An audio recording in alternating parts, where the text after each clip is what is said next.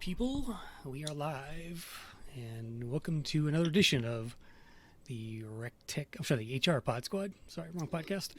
A quarterly event where four HR industry pros and podcasters discuss the stories making news in the HR and recruiting world. So we currently have three of us here. We're waiting for the fourth. Steve will join us shortly. He's driving home as we speak. And hello there, Aaron Stevens in the chat. So it's good to see you on there. All right. And Steve Chris. Rothberg as well. So shout outs to you guys. Thanks for coming. That's HR topic number one. Yes. Remote work versus going back into the office. That's right. We should probably touch on that too, because that's definitely in the news as well again. I, of course, am Chris Russell from RecTech Media, Managing Director, and I'm sure you've seen me before. I'm not an HR pro, but I did stay at a Holiday Inn Express last night, so we got that going. Pretty close. Yeah. Former corporate recruiter as well. So, all right. Hey, Jessica. Hi, soon to be hi, Steve. Yes, he'll be joining us shortly. So he did call me. Steve Browne. He's the Chief People Officer at Larosa's. So we got a nice mix here of industry talent, I think, guys. How is everyone today, Joey and Jessica? Doing good. Same. I'm doing well. I've been in a class from 9 to 4. So. Class? Yep. What kind of class?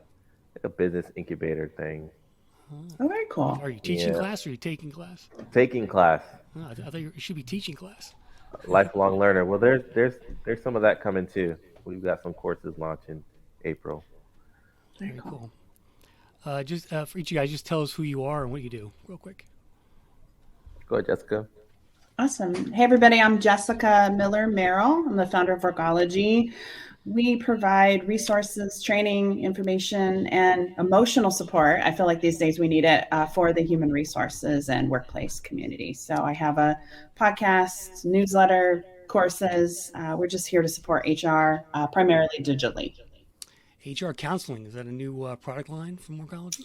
The Workology Council, that's our HR mastermind. So we are accepting applications now. If you're looking for the best HR tribe you never knew you needed for support in your career, that's the place to go. Yes. Cool, and I'm Joey Price. I'm the founder of Jumpstart HR. I started in 2011, working with small businesses and startups, helping them beef up their HR function. Podcaster at While We Were Working. It's our new podcast that streams every Tuesday, 2 p.m. on LinkedIn. And then it's on all podcast streams and podcast outlets the day after on Wednesday. And so you can check me out at jumpstart-hr.com. Yeah, he's definitely podcasting for a while there, and definitely a great HR consultant to know in the space. You changed the name of your original podcast, didn't you? Yeah, I had Business Life and Coffee for a while. Yeah. I did that for 5 years. And then somewhere after my second daughter was born, I said I need a break. And so my last episode is from like May 2021. I think we did like 291 episodes, but picked up with a brand new show that is specifically for small businesses and startups that are facing HR issues. So we cover the things you weren't paying attention to while you were working. So that's why it's called While We Were Working. Yeah. Jay, what kind of number one thing that they struggle with in terms of HR stuff, in terms of a small business? Oh my God. Everything's the number one thing. But right now, yeah, Maria's on my team. She said everything, which is right. But recruitment is a big issue. And then employee relations. I would loop into that sort of like, how do we all relate kindly to one another with regard to diversity, equity, inclusion. But the recruiting piece is a big thing. Employee relations is a big thing. So those things keep us pretty busy. Yeah.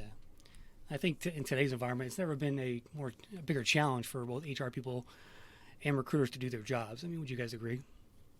Absolutely. There's so many moving parts. It changes daily. Yeah, the HR function looks way different.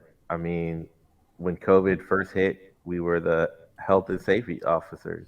Yeah. And now we're like the hybrid work officers, trying to make it work for teams. And mediators, and counselors. Good quote. Yeah. Yeah, recruiting's hard. I Yep. mean, in my class today, we're talking about Target raising its starting pay to like $24 an hour, Yeah. and then Amazon like double or tripled their base pay. So folks are seeing a more intense job market uh, for retail and for like the knowledge worker crew. Yeah, it seems like every year people just keep increasing the wages there, and that's a good story as well to bring up, Joey. I did cover that last week when they announced that Target did there. I think it's up to $24 an hour in some markets. Yep, That's which is like annualized 50K a year. yeah, I my first job out of college was at Target. That's how I got into HR. I moved oh into yeah, assistant management position, and my salary in 2001 was $32,000, and I ran a $50 million store. So times have changed. Times have changed. yeah. The person that's stocking the seasonal rack now is like making 24 an Almost hour. is twice as much as me. Yeah, Aaron says her first HR job in recruiting was 2009, $13 an hour. Yeah. Sounds about right there. Awesome. Well, let's get rolling with topics, and Steve will join us when he gets a chance. cool. I picked 6 or 7 stories here for you guys to look at. Hope you did your homework. Everyone do their homework. Sure. And we'll start out with this IBM Age Discrimination Story. So for the audience, let me read a quote from the article. It was all over New York Times and places like that from a couple months ago. Let's see here. So top IBM execs discuss plans to force out older employees, referring to them as dino babies, quote, who should be made an extinct species at the company, according to claims made in an ongoing age discrimination lawsuit. The filing includes details from an undated email chain in which a top IBM exec purportedly detailed a plan to accelerate change by inviting the dino babies' new species to leave to make room for younger hires. I mean, is that a smoking gun or what, guys? I mean, if that doesn't say age discrimination, I don't know what does. But what do you guys think? But I think Steve's here if you want to add him Oh, on is he? into the mix. All right. Go ahead, Let's see Jessica. here. Oh, I was just going to say, I thought it was funny because I don't think most people know what dino babies are, because you have to be over 40 to really even know what those are, number one. But when I was in corporate HR, this is probably around 2009, 2010, maybe a little bit before, we had an EEOC claim and some age discrimination I was investigating over a Post-it note. So basically, managers were using smiley faces instead of, I guess they're going to call it now emojis, but to determine whether or not somebody was too old to do the job of like an inside sales center person. So I'm not surprised. They're really idiots for even sending it over email. Yeah, that's a crazy story. I mean, that's about as blatant as it gets, I think. I mean, Steve, welcome, Steve Browne from Larosas. How's it going? Hey, Steve. Good. How are you? Hey, good to see you guys. Good to see Yeah. you, Steve. It's been a while. Yeah. Discrimination. Yeah. It's just ignorance, honestly.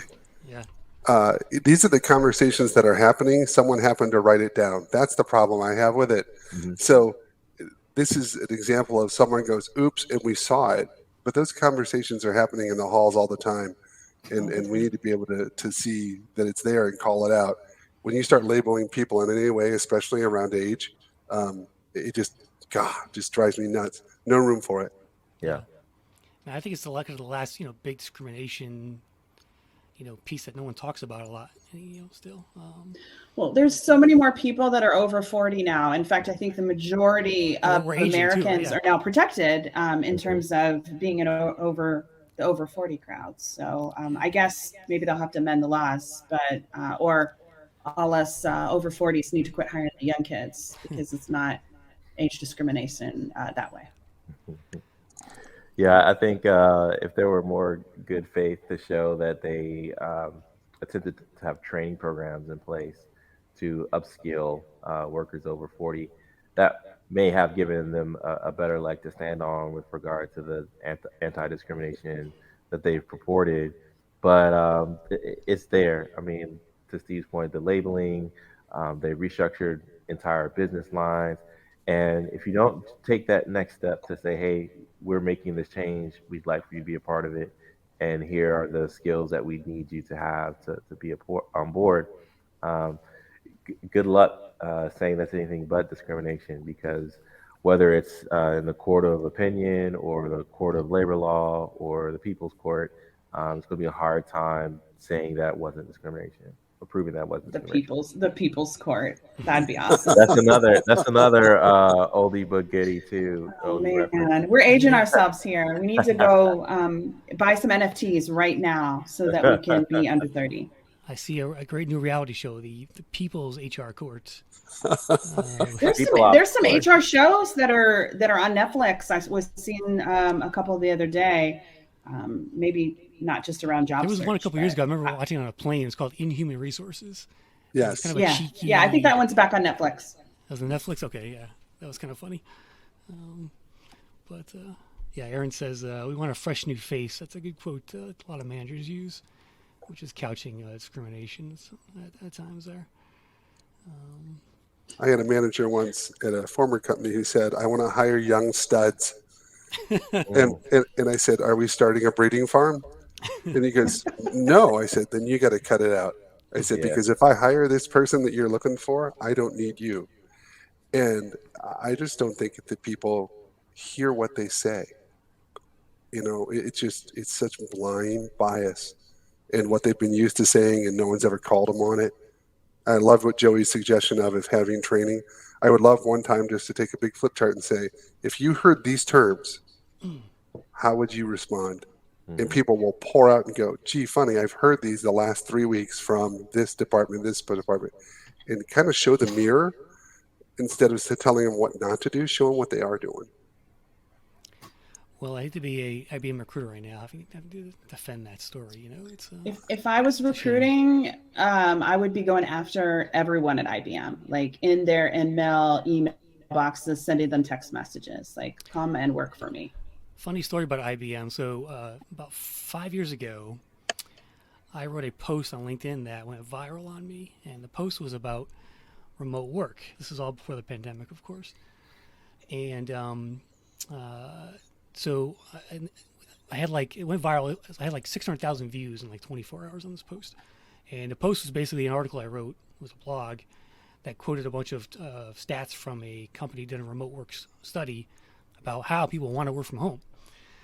So I took that press release that I saw, made a story out of it, posted up on LinkedIn, and wouldn't you know, people from IBM started commenting on it, and that's how it went viral. And the reason was IBM had just shut down their work-at-home program.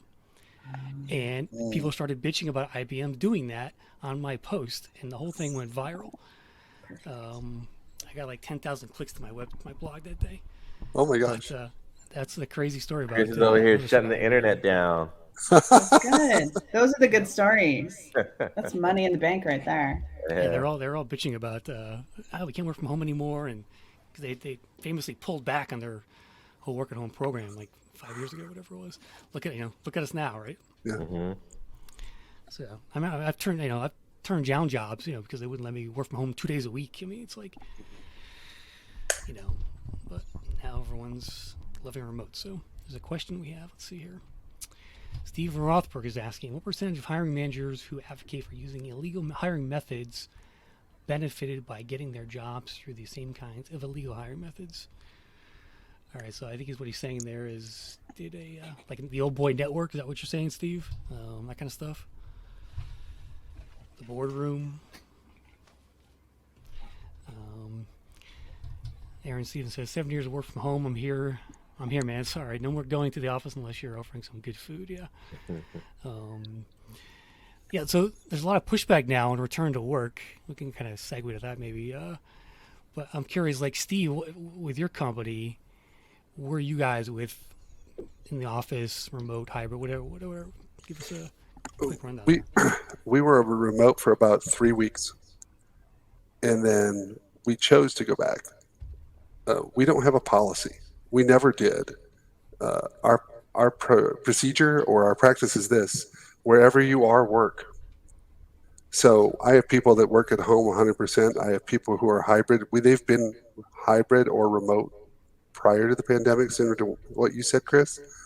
And then we have people that choose to be at work. The reason being, the majority of our team members never got a choice.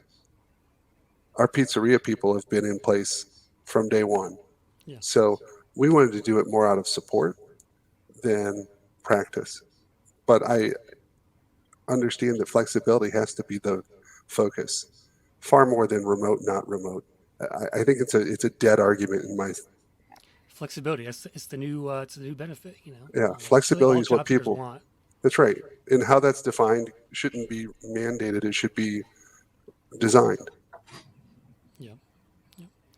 Joe, are you hearing that from small businesses that you counsel? Like, you know, are they willing to offer flexibility, or are they still kind of stuck in their ways? A lot of them are flexible. So we helped many of them go from being in the office at the start of COVID, but now they've landed in that flexible sort of hybrid hoteling environment. Um, but we've been remote for 10 years. So this whole idea of it being kind of 20 years for me. yeah, yeah, there are people that have been doing it and doing it well. But for our customers, they aren't having the heavy push to get back into the office. They're kind of just like taking it one day at a time. You know, we kind of get out of this COVID-19 pandemic just to get into gas prices 19 Yeah, I know, right? pandemic. So if it ain't one thing, it's another. Gas And prices I 19. think there's more empathy around where you work because we're all experiencing the risk that we put ourselves in by um, trying to get to work. Yeah. All right, well, let's move on to the next story, and this one also has a interesting take. So this next story reminds me of the Tinder swindler. Anybody watch that on Netflix? Not yet. Okay, so if you haven't seen Tinder swindler, it's on Netflix, and there's a guy on the dating app. I'm drawing a blank now. What's the dating Tinder. app called? Tinder. It's a reach. No, I know, Chris. It's a reach. But The coffee meets bagel swindler. Boy. Anyway, he basically made up an entire life history for himself to impress women and stole all their money. But there's a guy in, I think it's the UK, who created this basically a fake design agency, hired a bunch of people on commission, no less. That was with their first mistake, I think. And then weeks went by, never got paid. And let's see, let me read some of the quotes from this here. Did you guys read this? Let's see here. He was promising visas into the UK, like after a probationary period. So a lot of people wanted to relocate, and it's nutty. Yeah. So basically, he created this fake agency called Madbird. Basically, stole a bunch of other agencies' work, put them on their website. It was entirely a virtual company. They had Zoom meetings, but then like half of the Zoom people were all fakes. So one employee actually figured this out eventually, and she reversed image searched the people on the Zoom from their images, and she checked to see if their office was actually an actual office. It was not, and first thing was they people took this job on commission, which first of all that's a red flag right there. I mean, For 6 months. For 6 months, right? I mean, 6 who months does probation. that? I mean, but there's all kinds of swindlers out there, and that Tinder swindler story, reminded me of this when I read this story. There's a link to it on the show notes there for the audience. Even on the job boards I've run over the years, I've seen all kinds of attempts at trying to scam people out of their information.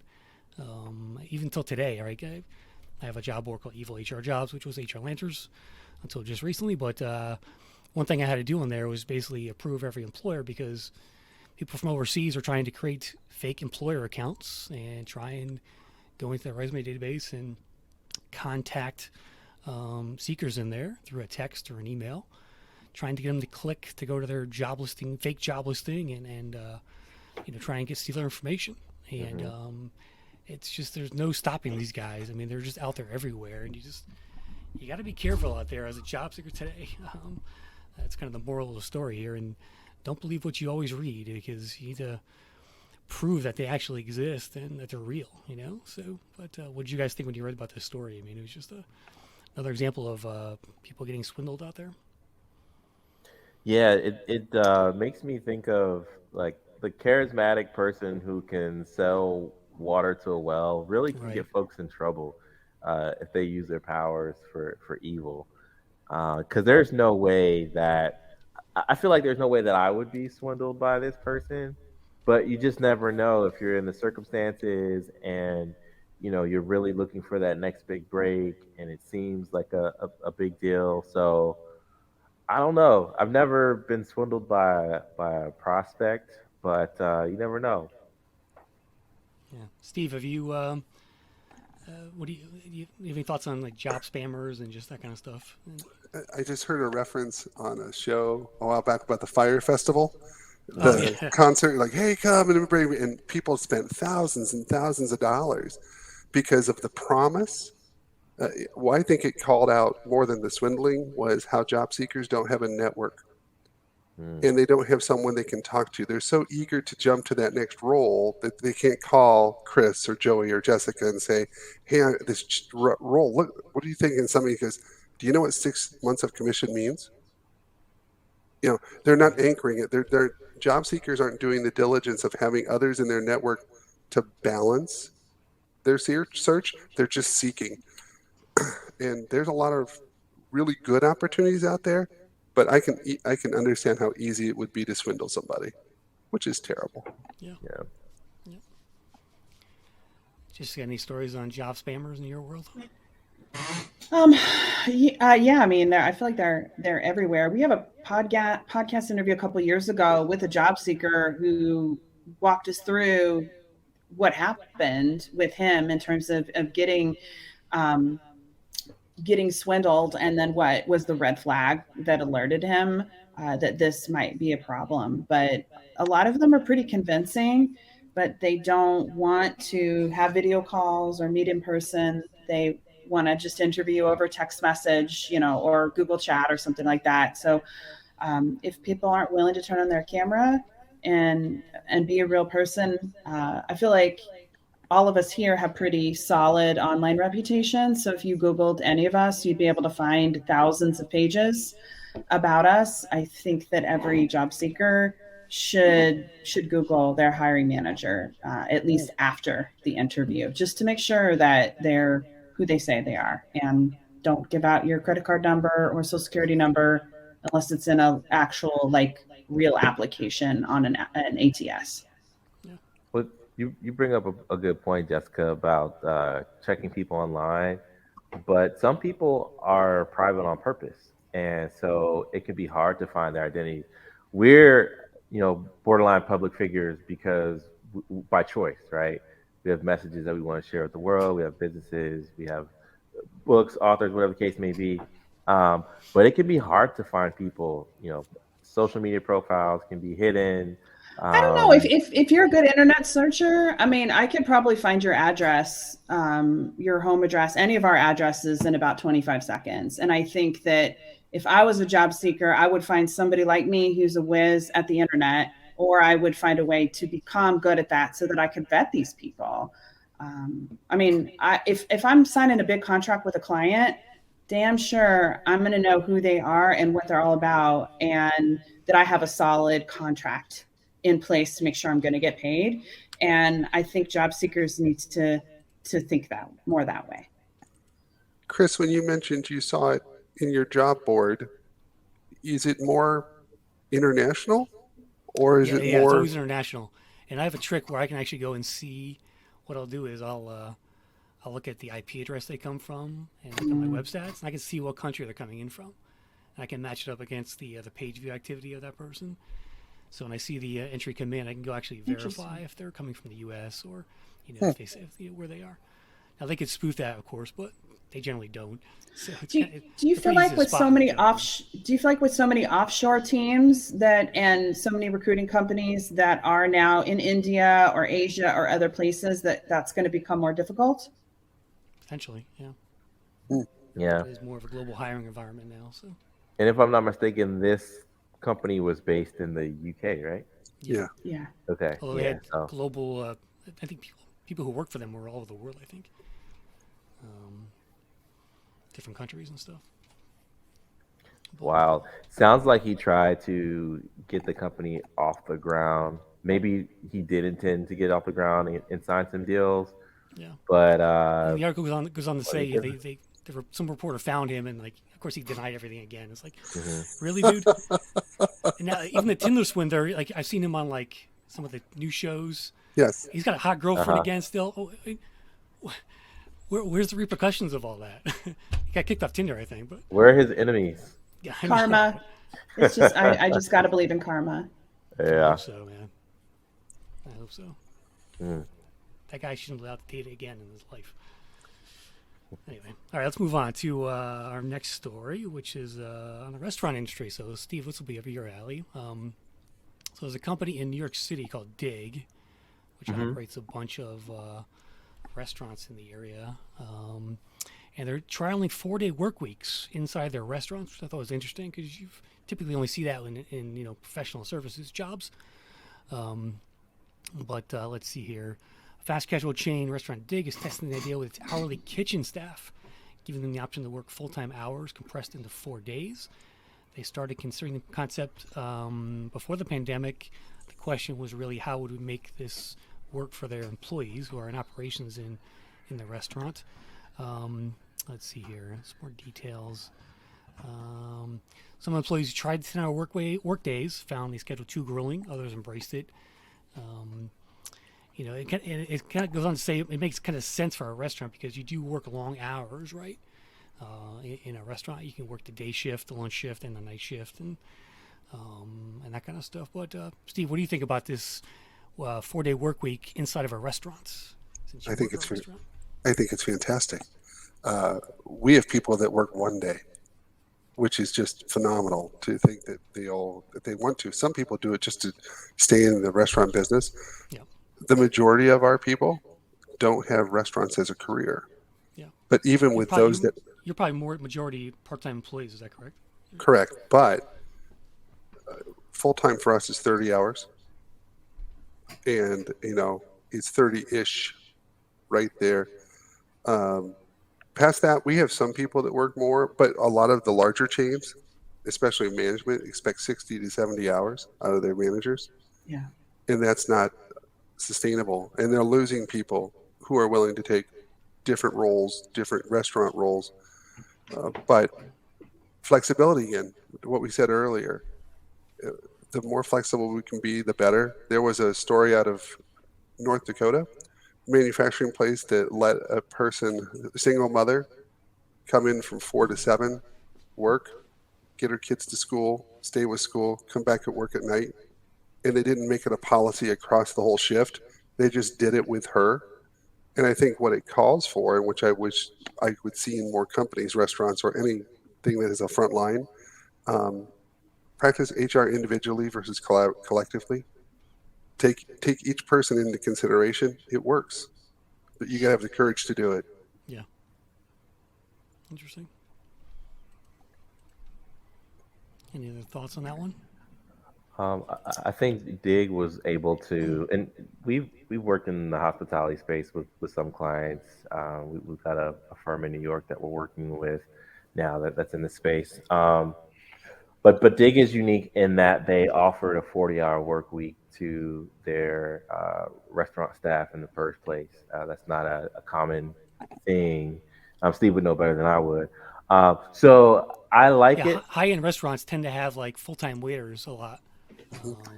Yeah, but Dig is like Chipotle. It's Oh, really? like yeah, it's kind of fast casual. You come in, you pick your food down the line. I like the restaurant eating there, but it's not like some kind of top tier place. I think it's a good idea. Will it change the industry? Maybe. because for every dig you have, the Burger Kings, the KFCs of the world, where they're even attracted to a certain type of professional. So if you have like the high school student rather, that's just getting in some hours, they're not going to be signing up for a 40-hour work week, let alone a 10-hour day. Um, so who knows? Who knows if this will revolutionize the industry or if it's just one company doing really well by their team. I think time Yeah. will tell. It's all about flexibility, going back to that theme, and it's good to see companies experimenting with this stuff, whether it's Hmm. 4-day work week or something else. And But, the other thing I'd love to add, though, I think a lot of the conversations we have around labor and the workplace are professional in nature, white collar. Although someone called me on that, being saying the word white collar, it's just a descriptor. But professional sides, flexible workplace, work from home, all this kind of stuff. Work is work. So you have to see how that fits in different environments and quit having all the conversations just from the professional lens. Yeah, I think there was a UKG study that said somewhere between 70 to 80% of workers are deskless. Deskless. So there's almost even a privilege of like being at a desk and having the option to work from home that the majority of Americans don't have access to that due to the nature of their work. Yeah, I do feel that. Feel it myself, having worked from home 20 years. With the gas prices, for example, it doesn't really affect me that much. But I know that there are other people out there who have to drive every day, who it's a big deal to them. So you have to keep that perspective in Oh, mind. it affects you a lot, man. Your DoorDash is going to cost more. Your UPS is No, going that's to true. cost more. So it's going to affect you. Yeah, you're right there, actually. Yeah. Awesome. All right, let's move on to our next story. So I wrote this one, actually. So don't use cute language in your rejection email. So I love like funny rejection email stories. I've been writing about this for a couple of years now. And there's a KFC chain. I don't know where this chain is, but I saw the screenshot on Facebook and copied it and wrote about it here. So let me read this rejection email to the audience. It says, well, first of all, the job seeker called it out, right? So there's the first red flag. And she says, quote, getting a rejection email with multiple fried chicken related puns is a new low for me. Okay. Now here's what the rejection email reads. It says, hi, Ebony. Thank you for your application to Team KFC. We're clucking delighted you're keen to join our flock. However, at this moment in time, your skills aren't the right recipe, or aren't the secret recipe the Colonel is looking for. But we'd love to hear from you again. If you give us a cluck if you would like to apply in the future. Best wishes, Team KFC. Oh, Dublin. Okay, it's from Ireland, actually. So I give them credit for trying to sound different there, but the responses to this on social media are things like "go pluck yourself," "cluck off" would be my response. One person wrote. Fuck you. So perhaps leaving out the cluck references next time would have been a better idea. Is the moral of the story here? But Steve, how do you guys reject your job seekers? Any cute puns in there? No. Straightforward. I think the bigger thing is closing the loop, but it doesn't help your brand. It doesn't reflect, honestly, the brand of KFC either. No, it doesn't. So I understand somebody trying to be creative and stuff like that, but it sounds to me like they're not taking the candidate's side in this. Yeah, you have to watch your tone in these things, right? Mm-hmm. You have to basically, that's what Jobify does. We help them, give shops advice to the seeker, give them some tools to go use, right? Like, instead of just thanking them and moving on, thank them nicely. Be respectful of their time, that they actually took the time to apply with you. Yep. I see too many companies give two shits about the rejection email. And that's one of my pet peeves in recruiting is that aspect of it. And it's such a simple piece of the candidate experience that you can just change easily with some words. I mean, it doesn't take a lot of effort. We use the rule of thumb. I'm sorry, Joey. We use the rule of thumb. A candidate is a future guest. So I don't want to lose them as a possible guest. I want them to have a great experience, even if they aren't fit for the role. Like what you guys should do, I don't know if you do this now, but here's a free idea: is like give all your rejected seekers a discount or a coupon code to Larosas and make them customers.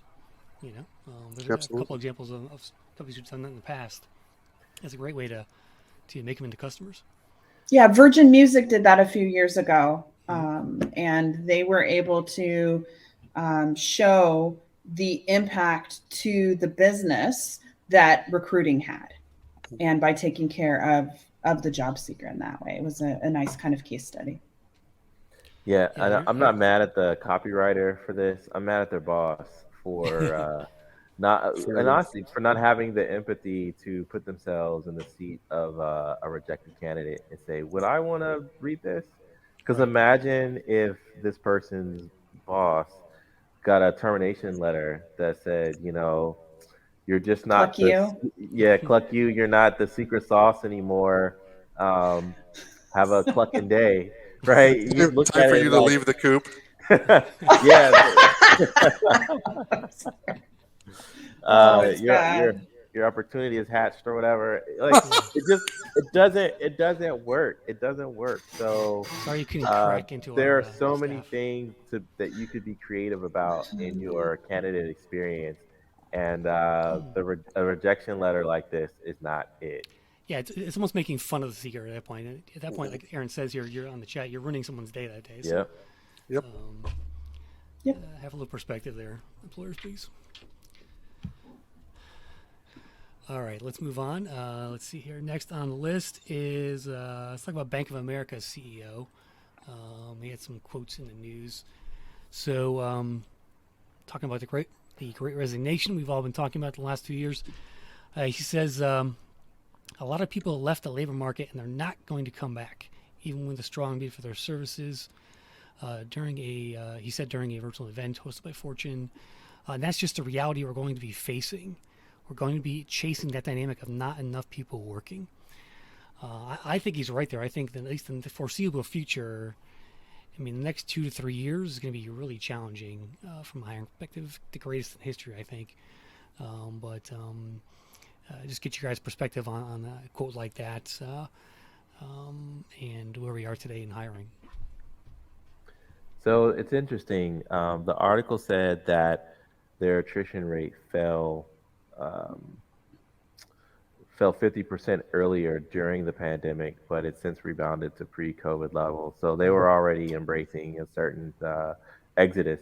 But I think that you need to go on the offensive, and especially an organization like Bank of America, where you're publicly traded, you take profits every year, and figure out what are the perks and benefits that your working team members need and want so that you can be a preferred place to work. Simple one, it could be, are you offering equitable childcare for male and female caregivers at the work, or the hybrid or remote work opportunity. So to say that there won't be enough workers, I understand the reality of the tough labor market out there, but I would have loved to see language that said there's not enough, but we're going to go after them and try to make this a great place to work. I really feel like right now, and this is from talking to a lot of heads of HR, and then also what I've gone through personally is so many of myself and so many other people have just reassessed what they want their life to look like. I know I have. I take Fridays off now. My mental health, my physical well-being is more important than the additional time to put into the office. So I think people are not going back to work in the way that they were before, but that doesn't mean they aren't delivering DoorDash or they have a lip gloss company that they promote on TikTok and they work part-time as a receptionist or something. So I think people are getting creative and there's more income streams that are coming in.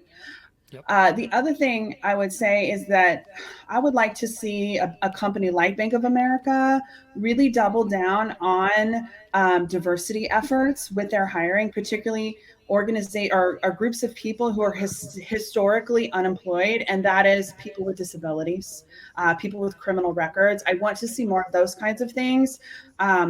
there is so many really great government funded opportunity programs, with apprenticeship programs in particular, around people with disabilities. They can almost get access to these people to get them trained, in some cases for free or at low cost, no cost, to bring them into their organization and then put them into a position where they're going to set up to be successful. Definitely. I'd like to see organizations define how work is done versus trying to fill roles. We're still playing a numbers game in a very traditional method.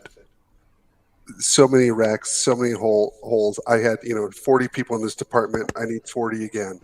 Instead of saying, how is work being done? Can I do it with 20? Not I have to get to 20 from a revenue standpoint. How can I do work better? And then find the people that want to do work differently at your company. We're looking at it in our pizzerias. We're looking at it in our office, more from a strategic standpoint versus a I don't have enough people standpoint. Because we're competing against everybody else, just like everybody other restaurants. We're trying to steal from each other instead of saying, we do this well. If you want to be a part of this and add value when bringing here, as well as the good ideas Jessica had of looking at different places, finding talent isn't the problem. It's what they do in the company once they're there. We keep looking at the front end of the funnel, and we keep arguing about the front end of the funnel.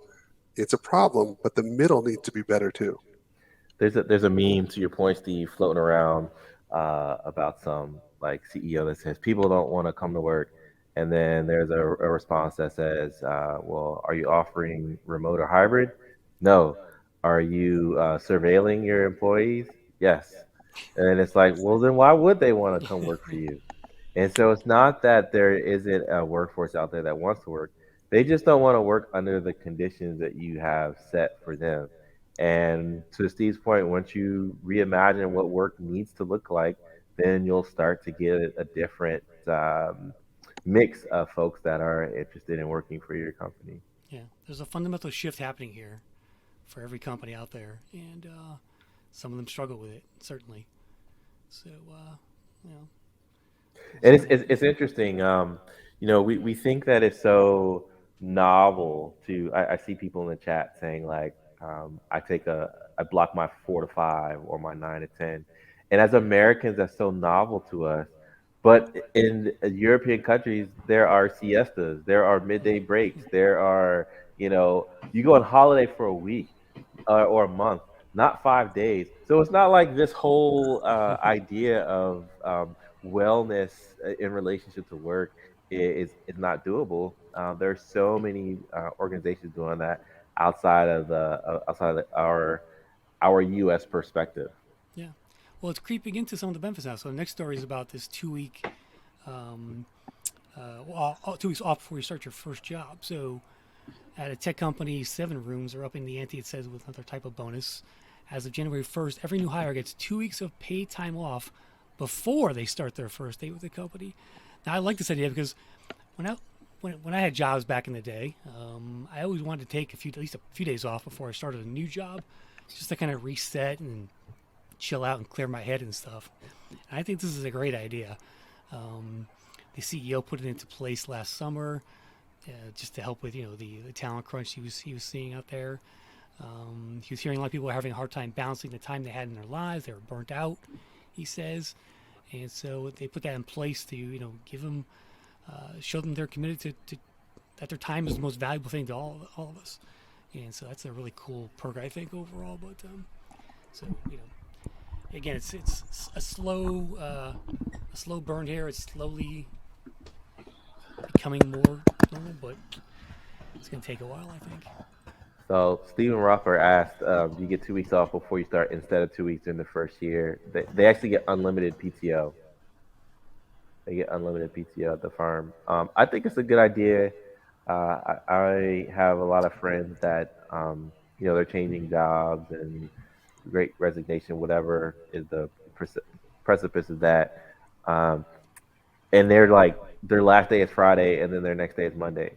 And I'm like, you may want to take some time off because you're just going to go into that situation burnt out and you won't be able to take PTO again until you've either hit a certain accrual or you've gotten enough rapport with your boss and your team.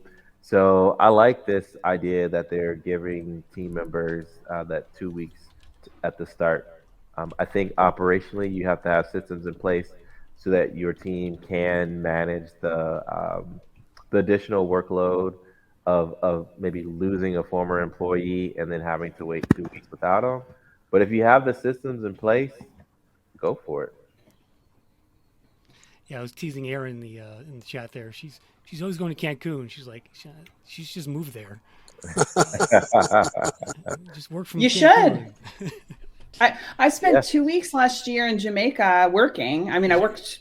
Yeah, it was great, and I had done that the year before in 2020.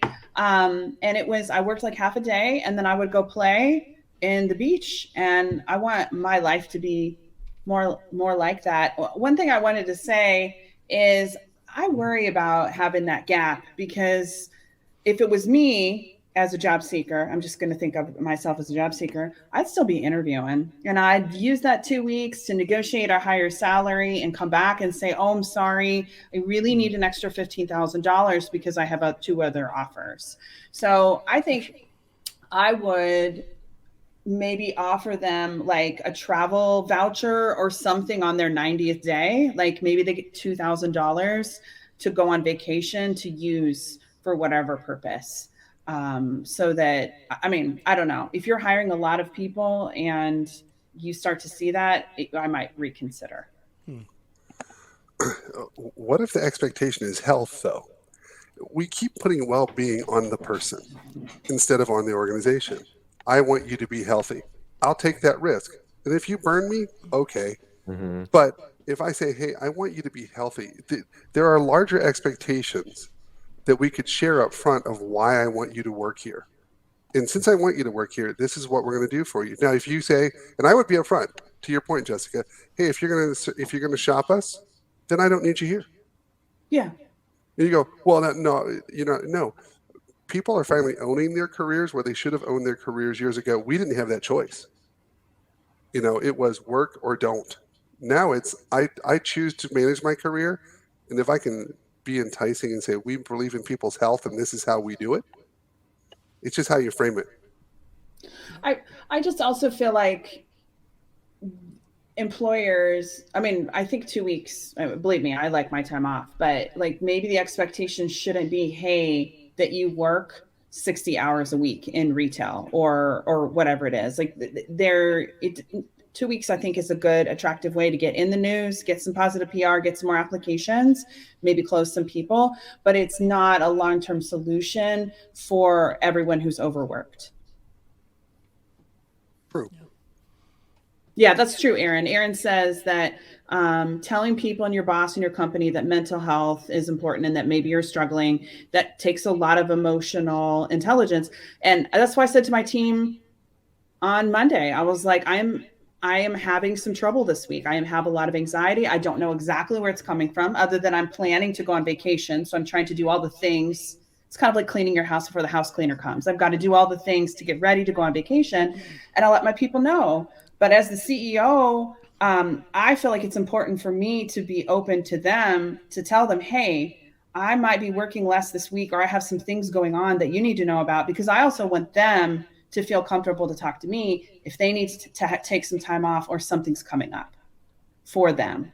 And I wish more leaders would be more transparent about that, encourage. Yeah. Good deal. All right, we're closing up things here. One more story I want to talk about today. So the Wall Street Journal had a big story on how recruiting advertising is creeping into television and commercials, things like that.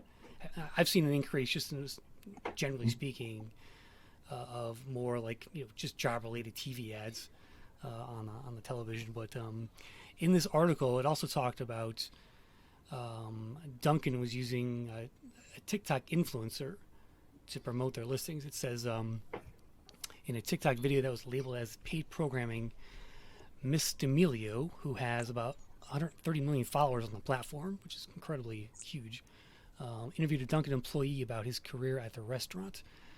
The video is part of a series of interviews that different celebrities, including TV personality Maria Menounos, who was once a Dunkin' staff member, did with employees of the donut chain on TikTok and Instagram. So I thought this was interesting because it goes to the point of A, experimenting with your job advertising, and B, leveraging social media influencers, which I think is a great idea, to just call attention, to stand out, to be, Joey, as you said, be proactive, or be, get offensive with your job ad strategies. And but what do you guys Be think on the about offensive. Don't On be the offensive. I love it. Be offensive as heck.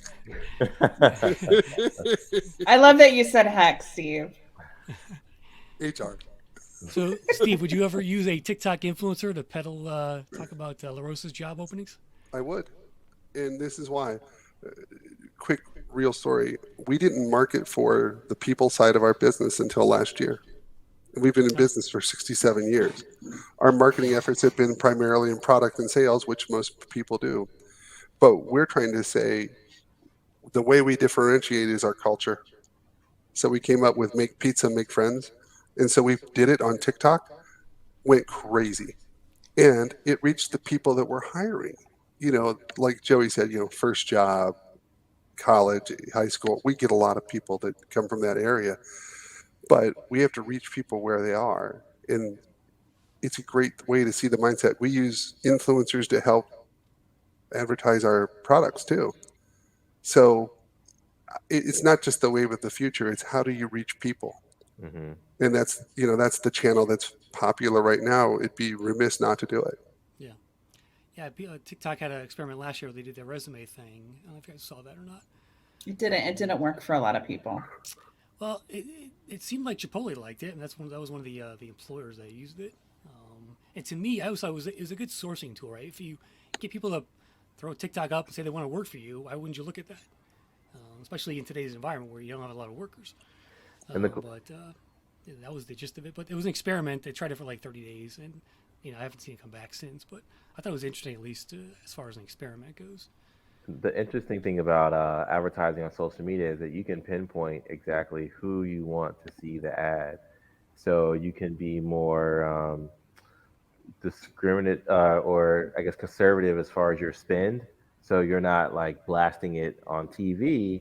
You're pinpointing to say, hey, I want folks that maybe already follow the brand or have liked one of our photos to see that we are hiring. And you can track the analytics on that. So you should definitely use influencers, because that's where the attention is right now. Influencers and social media is definitely the place to let people know about anything you're doing. Yeah, I want to see like a big company like hire some TikTokers and really go at this with a job campaign. That would be cool. Mm-hmm. Steven, oh my God, on you. Steven.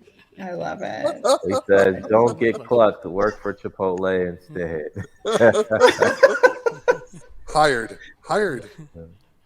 There is real quick. I was just going to say that I have a link to some article that I shared with my team, or some report on the future of influencer marketing.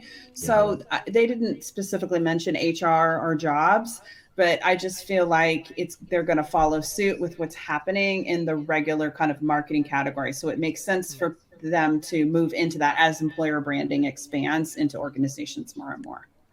Yeah, I'm actually one of my hobbies is e-biking, and I have a YouTube channel around that. But I'm a micro influencer. I have like 2,000 followers, monetize my channel, but I get free e-bikes now from companies. Cool. No kidding. Test and review on the channel. Nice. So I love that. I mean, it's so fun to get something for free, and to make it into a little side gig for myself. So, but yeah, the creator economy, as it's called, is growing by leaps and bounds. You wouldn't believe how many people have YouTube channels that are making money today. I mean, it's crazy. Mm-hmm.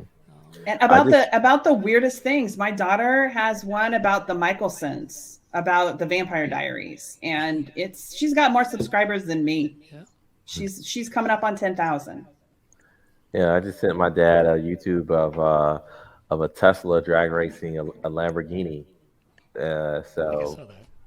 Yeah, there's content everywhere.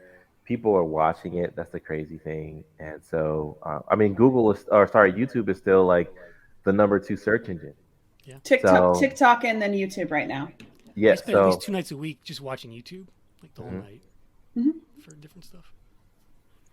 We're the future, but the much younger version of us. Yes.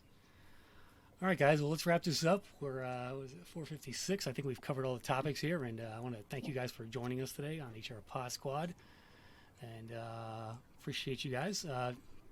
Starting with Joey, tell everybody where to go to find you and promote your business there.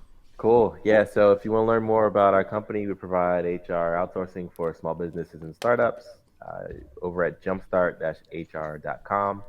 If you want to hear more about workplace news and topics that are influential to the small business community, you can reach whilewewereworking.com. That's where you'll find the podcast. And yeah, that's where you can reach us. And I'm Joey V Price HR on social channels. Steve, where can they find you? Primarily on Twitter at sbrownehr and on LinkedIn. Understand though, if you connect with me, it's on because I have a goal to connect every HR person on the planet, and I'm making a big dent. How many people on LinkedIn are you connected with right now today? Do you know the number? Almost 30,000. 30,000. All right. You're my hero. I want to get to that one day. I think I have So- like 10. My thing is connect because it makes you get to give conversations like this with good friends. So get connected. Yep. All right, Jessica, you're last. All right. Well, my name's Jessica Miller-Merrell. I'm the founder of Workology. Best place to go is workology.com. And then I also have a new live YouTube show that I'm starting in April called Work Nerds. And we're going to break down cases, employment kind of don'ts, just things that are in the news, and talk about them live on YouTube. It's going to be a lot of fun. I will have to subscribe then. Awesome. Well, thanks everybody, and thanks for the chat room there. Aaron, Stephen Rothberg, Maria. Who else is on there? Maria Thorpe, and that's about it. So cool. Well, again, thanks very much, everybody. Another HR Pod Squad in the books. We'll do it again in 3 months. And for RecTech Media, I'm Chris Russell. Catch you later. Cool. Bye, everybody. See ya.